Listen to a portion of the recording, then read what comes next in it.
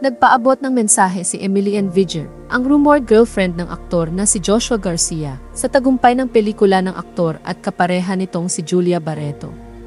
Tumabo sa takilya ang reunion movie ni na Julia at Joshua na umabot sa 20.5 million pesos ang kita sa unang araw ng pagpapalabas nito sa sinehan. Ito ang nagtala ng pinakamalaking kinita sa opening day sa pelikulang Pinoy ngayong taon.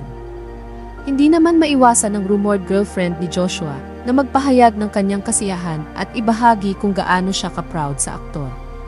Sa kanyang social media post, inamin niya na hindi siya lumaki sa panonood ng pelikulang Pilipino, ngunit nang napanood niya ang pelikula ay nagustuhan niya ito at nagbigay daan rin ito upang masundan pa ang panonood niya ng mga gawang Pinoy na pelikula. Nagpahayag rin siya ng paghanga sa talento at galing nina Joshua at Julia at maging sa direktor ng pelikula. Anya ay puno ng pagmamahal ang naturang pelikula at maraming aral ang matututunan at nagpagaling sa mga sugat.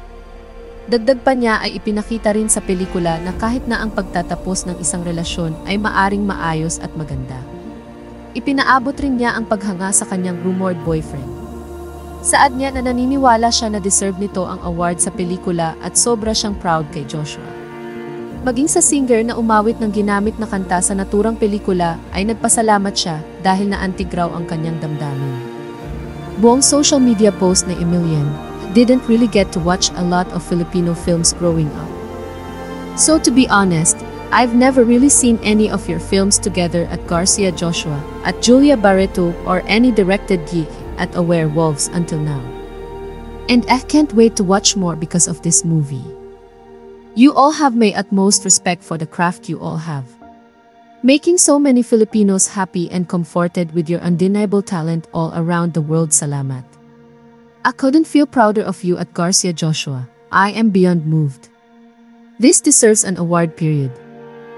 I've been excited all year and this is exactly why. This film is so packed with love and lessons that heals so many wounds and that sometimes endings can be beautiful too. An honor to have seen this come to life. At Moira de la Torre, pinaluha mo lang ako with your voice as usual, Lani.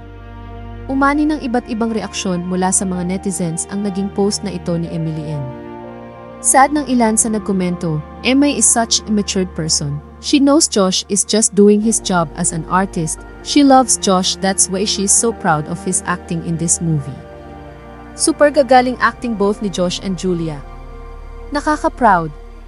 Super congrats to movie director for well-crafted movie.